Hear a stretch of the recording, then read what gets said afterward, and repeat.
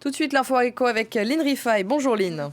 On va commencer avec les bourses européennes. Quelle est la tendance ce matin à l'ouverture? Alors, la tendance est à la baisse ce matin pour les principales bourses européennes. Vous allez le voir, les investisseurs s'inquiètent de la remontée des taux sur les dettes souveraines. Et à Paris, le CAC 40 a commencé la séance sur un recul de 0,35%, moins 0,44% en début de séance pour le DAX à Francfort et une baisse de 0,48% en début de séance pour l'indice de la Bourse de Londres. Et les marchés vont aussi suivre de près la réunion des pays exportateurs de pétrole. Oui, les membres de l'OPEP+, qui regroupe notamment l'Arabie Saoudite et la Russie, qui sont deuxième et troisième producteurs mondiaux de pétrole derrière les États-Unis, se réunissent cet après-midi. Objectif, décider de la quantité d'or noir qu'ils vont mettre sur le marché alors que se profile la reprise de l'économie mondiale. L'enjeu sera de trouver un terrain d'entente entre Moscou, plutôt favorable à une augmentation de l'offre de pétrole dès que possible, et Riyad, qui mise plutôt sur la prudence, car si les perspectives économiques sont meilleures, l'incertitude demeure concernant la vitesse de la reprise de la demande. Tout cela va dépendre également des compagnies aériennes. Oui, des compagnies qui ont accumulé des pertes abyssales en 2020 et pour qui 2021 s'annonce difficile. Après Air France KLM il y a 2 semaines, c'est au tour de Lufthansa, le premier groupe européen de transport aérien, de publier ses résultats avec une perte record de 6,7 milliards d'euros. Et le groupe prévoit de rester dans le rouge en 2021 car la reprise des voyages s'annonce plus lente. Le retour à la normale n'est d'ailleurs pas pour tout de suite.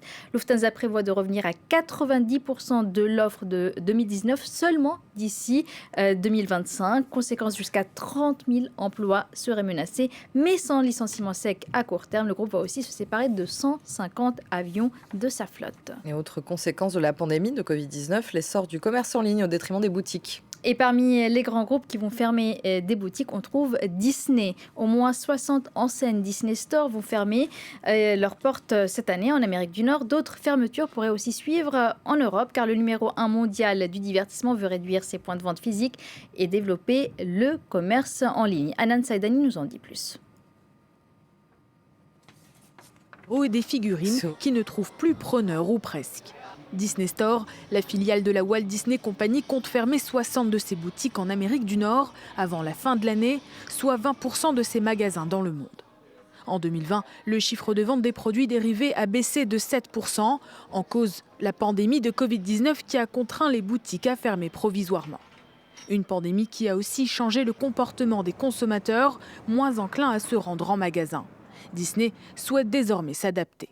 Disney se concentrera sur la fourniture d'une expérience de commerce électronique plus transparente, personnalisée et axée sur la franchise via sa plateforme Shop Disney. Les boutiques au sein des parcs d'attractions ne seront pas concernées par les fermetures, tout comme celles situées en Chine et au Japon, où la marque reste très populaire. Des fermetures en Europe ne sont, elles, pas exclues. Le continent abrite une centaine de magasins. Plusieurs enseignes suivent la même voie. L'emblématique chaîne américaine Macy's va fermer 125 magasins et supprimer 2000 emplois, alors que ses ventes en ligne ont bondi de 20% l'an dernier. Et en France, l'INSFR voit aussi la fréquentation de ces boutiques diminuer. Oui, avec la crise sanitaire, elle a chuté de 30% alors que les ventes en ligne ont continué de progresser. Conséquence, l'opérateur de télécom français prévoit un plan social. 1700 départs volontaires seraient prévus, donc 400 dans les boutiques. Une décision qui suscite l'incompréhension des syndicats alors que le chiffre d'affaires a augmenté de 2,4% l'an dernier. Écoutez donc les explications du directeur général de SFR suivi de la réaction d'un délégué syndical. Nos enjeux sont clairs, être le leader de la 5G en France. À ce titre, on a des investissements très importants, plus de 3 milliards d'euros par an. Donc SFR doit être plus agile, plus digital. SFR doit se réinventer, doit se réorganiser. On a déjà vécu un plan social de 5000 suppressions en 2017 et on paye encore les conséquences de ce plan social. Il y a une surcharge d'activité. On ne comprend pas du tout cette logique de suppression. Merci beaucoup Lynn, c'était l'info éco.